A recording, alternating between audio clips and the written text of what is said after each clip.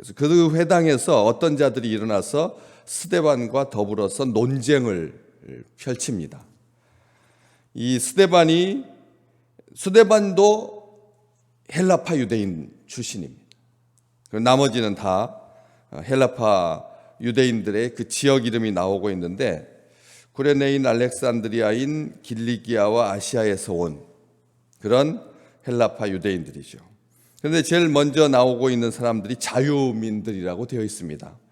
자유민이라고 하는 왜 이런 이름을 붙였을까?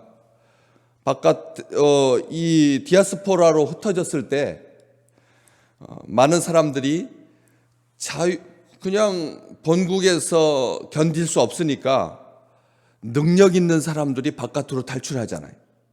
우리 생각에 능력 없는 사람, 힘 없는 사람들은 해외로 도망갈 여력이 없으니까 국내에 남아가지고 온갖 치욕을 다 당하고, 힘 있는 사람들은 물건들 잘 챙겨가지고 가족들과 함께 해외로 도피하는 거, 이게 일상적인 일일 것 같은데, 이 자유민들이라고 그 사람들의 명칭을 자유민이라고 하는 통칭으로 먼저 말하고 나서 이제 지역에 어디서 왔다 이렇게 말을 하고 있습니다.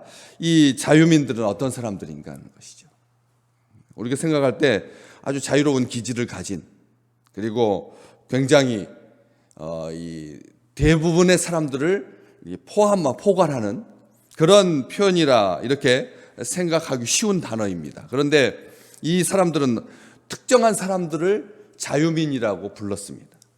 본국 출신 히브리파 유대인들이 이 사람들을 자유민이라고 한 이 말 속에는 자유롭다라고 하는 것을 강조하는 게 아닙니다.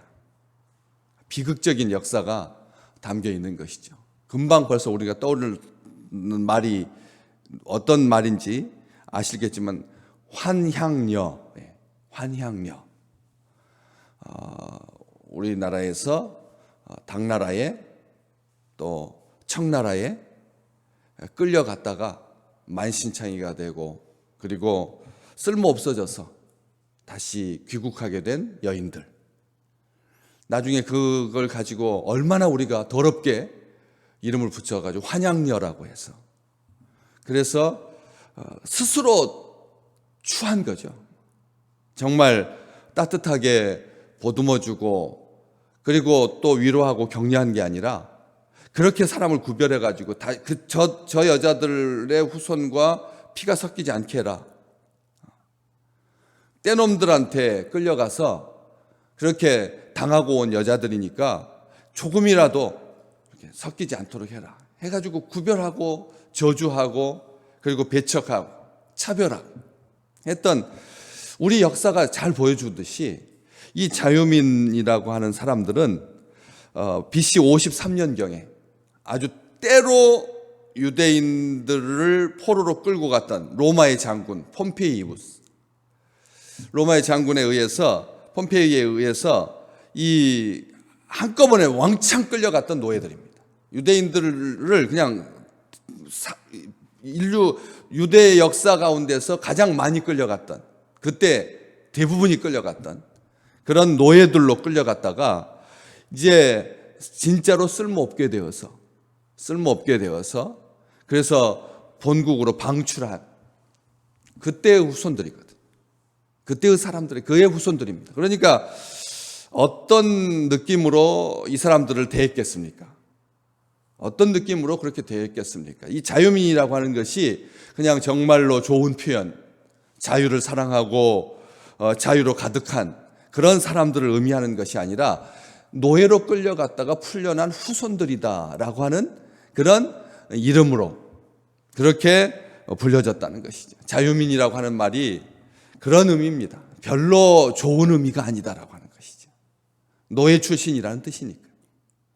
다들 끌려가지만 않았을 뿐이지, 노예였을 그런 사람들인데도 사람을 이렇게 구별하려고 하는 그런 마음들이, 어차피 히브리파 유대인, 헬라파 유대인 이렇게 나눠도 될 텐데 그렇지도 않고, 또 그런 사람들을 부르면서 자유민이다 이렇게 부르는 이 속에는 이게 좋은 의미로서의 그런 축복의 의미가 아니라 그렇게 쓰라린 과거의 역사를 안고 있는 그런 표현들이다라고 하는 것이죠. 이런 사방에서 온 사람들이 주로 모였던 회당이 상당히 많았습니다. 예루살렘에는 무려 한 500여 개에 달하는 그런 회당들이 있었다는 것이죠. 이 헬라파 유대인들, 그 헬라 문화권에서 온 사람들이 일어나서 스데반과 논쟁을 벌입니다. 그 외국 출신, 본토 출신도 아니고 끌려갔던 디아스포라의 후손들이 와가지고 회당에서 모여가지고 왜 스데반하고 논쟁을 벌일까? 같은 헬라파 유대인들인데, 출신도 스데반도 그런 사람들인데 왜 논쟁을 벌이는가? 누가는 그것을 아주 분명하게 지금 기록을 하고 있거든요. 그 뒤에 보시면 10절 말씀에 스데반이 지혜와 성령으로 말함을 그들이 능히 당하지 못했다. 지혜와 성령으로 말하니까 능히 당할 수가 없었다. 헬라파 유대인들이 스데반과 왜 논쟁을 벌인 것인가? 이유는 하나입니다. 헬라파 유대인들에게 스데반이 복음을 전했기 때문에 그렇습니다. 헬라파 유대인들에게 복음을 전하지 않고 본토 출신 유대인들에게 스데반이 복음을 전했다면 아마 처음부터 큰 장애물에 막혔을 것입니다. 어디서 감히 하면서 본토 아니면 비본토 이런 식으로 구별하려고 하는 그런 아주 그 인간이 가지고 있는 원초적인 구별의 장벽 때문에 한마디도 논쟁이라고 하는 말 자체도 불가능했을 것입니다. 스데반은 자기가 겪었던 해외 이주의 아픔을 고스란히 안고 그렇게 그런 슬픔을 간직한 그런 후손들에게 복음을 증거한 것이죠. 그런데 헬라파 유대인들의 특징이 하나가 있는데 아시겠지만 각 지역의 언어를 사용한다. 이런 자기가 끌려갔던 거기에서 완전하게 자라서 2세, 3세의 경험을 가지고 돌아왔기 때문에 그 지역의 말에는 능통한 건데 그런 말이 통하는 사람들이 될 수 있었던 이유가 앞에 나오고 있는 이 모든 지역들 구레네라고 하는 이 지역은 아시겠지만 북아프리카가 있는 지역이잖아요. 북아프리카 지역이거든요. 거기에 예수님의 십자가를 대신 졌던 시몬이라고 하는 사람의 출신지가 구레네 시몬이라고 우리가 부르잖아요. 그래서 이 좀 피부가 좀 짙은 구레네라고 하는 그 지역 북아프리카 출신이니까 그래서 피부색으로도 구별이 되는 학술과 문화가 번창했던 지역입니다. 거기 출신 사람들 또 알렉산드리아는 이집트에 있고요. 이집트의 알렉산드리아 이 지역은 지금도 그 유적이 남아있지 않습니까? 세계 최초의 대규모의 도서관이 있었던 한마디로 말하면 지식의 총화였고 또 세계 최대의 상업, 무역 번성했던 그런 지역이 알렉산드리아에서 온 사람들 거기에서 살다가 그래서 이 지금 언급되고 있는 지역들은 유대인들이 다수를 차지했던 그 고대 세계에서 2000년 전에 유대인들이 많이 살았던 우리가 미국 하면은 한인들이 많이 사는 LA 이렇게 생각을 하는 것처럼 그럴 만큼 유대인들의 집단 거주지를 형성했던 곳이 바로 알렉산드리아. 또 길리기아는 소아시아 지역의 동쪽 지역, 지금으로 말하면 터키이고 그 지역은 바울의 고향이기도 했습니다. 바울도 바로 헬라파 유대인 그 출신인 겁니다. 거기 길리기아 다소 출신이니까 바울이요. 길리기아 다소 지역 출신이니까 바로 이 소아시아 지금으로 터키의 동쪽 지역 이쪽 육지 쪽으로 아니라 서쪽 지역이 아니라 이쪽 아시아 쪽에 가까운 바로 그 지역이 길리기아고 그 다음에 아시아라고 말하면 주로 에베소 지역 터키 지역에서도 에베소 지역 또 에베소 지역을 포함한 인근에 있는 아시아권까지 유대인들이 흩어진 것이죠. 가만히 보면 유럽 쪽은 별로 없습니다. 유럽 쪽은 별로 없고 거의 다가 남아프리카와 아시아 쪽에 유대인들이 이게 흩어졌던 것을 알 수가 있습니다. 왜요? 유럽 쪽은 못 살았으니까. 살 곳이 못 됐으니까. 살 곳이 못 돼서 그래서 유럽 쪽은 가지 아니하고 이 동쪽으로 부가 있고 그리고 살기 편하고 또 이스라엘에서 육지로 도망가기 쉬운 편안한 그런 지역으로 사방으로 흩어졌던 것이죠. 그쪽 사람들 모두가 다 헬라권입니다. 헬라어를 사용하는 헬라 문화권입니다. 헬레니즘으로 그 영향이 아주 가득했던 미적인 가치가 아주 충만했던 미적인 가치가 아주 충만했던 예술적인 그 중에서도 특별하게 이 그리스 철학의 영향을 받아서 언변에 능했던 사람들입니다. 그리스 철학의 영향을 받아서 웅변하고 그리고 말로 사람들을 설득하고 변론하고 논쟁하고 하는 것에 있어서는 말 쪽에서는 이 헬라파 지역에 있는 사람들을 당해낼 재간이 없다라고 할 만큼 말 솜씨가 대단했던 사람들입니다. 스데반도 요 다음 쭉 이어지지만 지혜와 성령으로 말했다라고 하는 그 말만 뺀다면 언어가 이 7장에 가득 담겨 있죠. 스데반이 여러분 부형들이여 들으소서 우리 조상 아브라함이 하란에 있기 전 메소포타미아에 있을 때에 영광의 하나님이 그에게 보여 이르시되 네 고향과 친척을 떠나 내가 네게 보일 땅으로 가라 하시니 하면서 말씀을 선포하는데 놀라운 말씀 7장 전체가 다 바로 스데반의 말로 설교로 꽉 차 있죠. 성령과 지혜로 말하는. 그런데 그 헬라파 영향을 받아서 그쪽 사람들이 얼마나 말솜씨가 놀라웠던지 스데반과 겨루어서 논쟁을 벌일 만큼 되었다라고 하는 뜻이죠. 그런데 스데반이 한 수 위가 아니라 누가는 말합니다. 지혜와 성령으로 말했다. 지혜와 성령으로 말했다. 그래서 언변과 논리 전개에 있어서 한치의 물러섬도 없이 지혜롭게 말하고 성령 충만하여서 말하니까 속수무책이었다는 겁니다.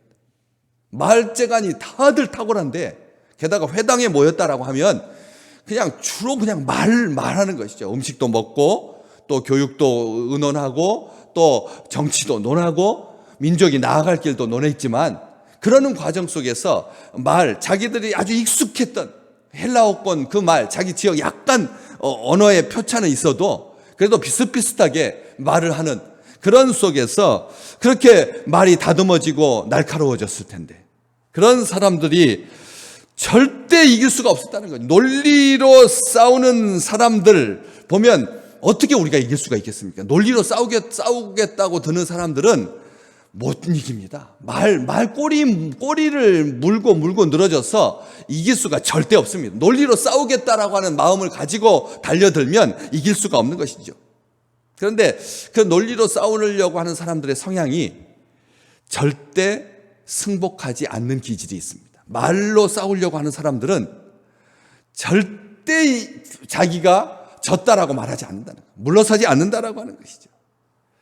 이걸 잘 보셔야 됩니다. 어떤 수를 써서라도 만회하려고 하고 그것도 안 되니까 보복하려고 하고 절대 이길 수 없다라고 판단했던 이 헬라파 유대인들이 심지어는 스데반을 죽이려고 사람들을 매수하고 거짓 증거로 공회에 고소하기까지 합니다.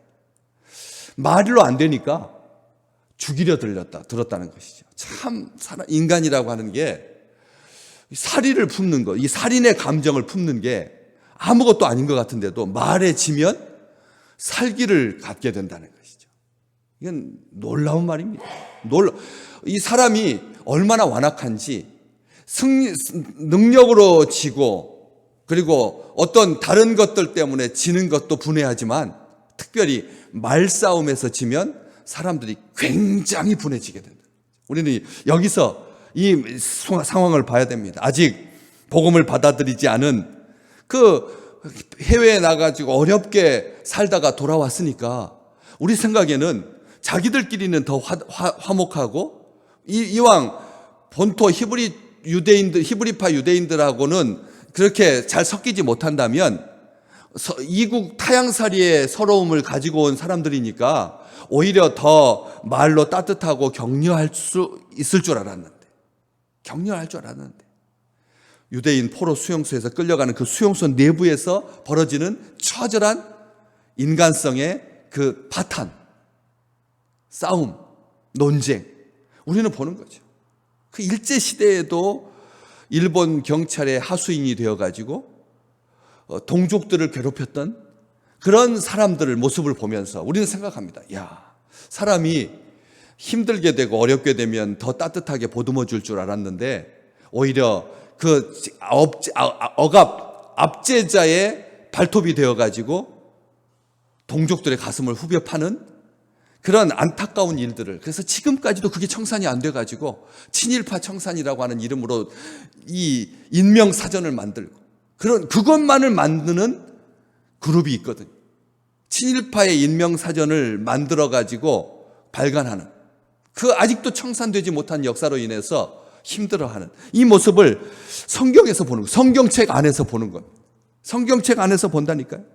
그들에게 스데반이 나쁜 말 한 게 아닌데 생명의 말씀 복음의 예수 그리스도의 부활을 증거하기 위해서 그들에게 그렇게 말을 전파하고 증언했는데도 불구하고 이 일을 받아들이지 못하고 아주 분기탱천하여서 스데반을 죽이는 자리까지 나가게 된다라고 하는 것이죠. 그런데 우리는 이 일을 도대체 왜 이런 일이 발생했느냐?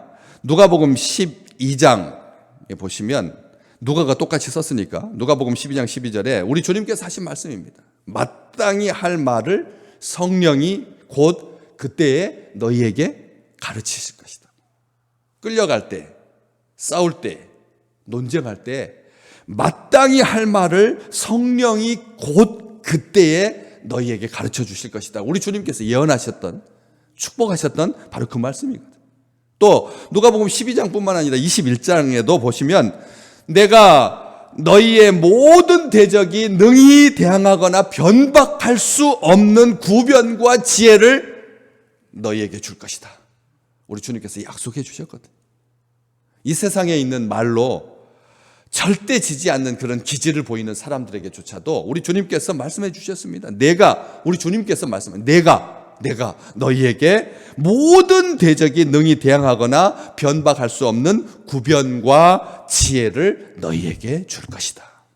이것은 말싸움 해가지고 이기게 하겠다는 뜻이 아니잖아요. 말싸움 해가지고 이기게 하겠다는 뜻이 아닙니다. 말재간을 아주 놀랍게 변화시켜서 말재간이 아주 탁월하게 해주시겠다는 뜻도 아닙니다. 논리 정연하게 말할 수 있는 그런 능력 주시겠다는 뜻이 아닙니다. 다시 말해 무슨 뜻입니까? 하나님의 영을 우리에게 부어주셔서 말로 우리를 이기려고 하는 사람들에게 복음이 전파되게 해주시겠다라고. 말로 우리를 이기려고 하는 사람에게 성령께서 역사하셔서 그들의 마음을 변화시켜 주시고 움직여 주시고 복음을 받아들일 수 있는 그 축복을 주시겠다라고 하는 놀라운 말씀인 것이죠. 우리 기억하셔야 됩니다. 특별히 말 잘하는 예수쟁이 하면 말쟁이라고 하는 비난을 듣지 않습니까? 조롱을 듣지 않습니까? 우리가 세상 사람들과 겨뤄서 이기려고 하나님께서 우리에게 언변을 주신 것이 아니라 뭐 하려고요? 지혜와 성령이 충만해서 복음이 전파될 수 있도록 하나님께서 그런 능력을 우리와 우리의 후손들에게 주셔서, 그래서 예수 그리스도의 부활이 증거되는, 복음이 증거되는, 성탄이 증거되는, 우리를 사랑하시고 이 세상을 아끼시고 모두가 다 구원받기를 원하시는 하나님의 따뜻한 마음이 전달되어서, 그래서 온 세상이 그리스도에게 돌아오는 그 축복을 누리는 귀한 입술과 마음 되시기를 주의 이름으로 축복합니다.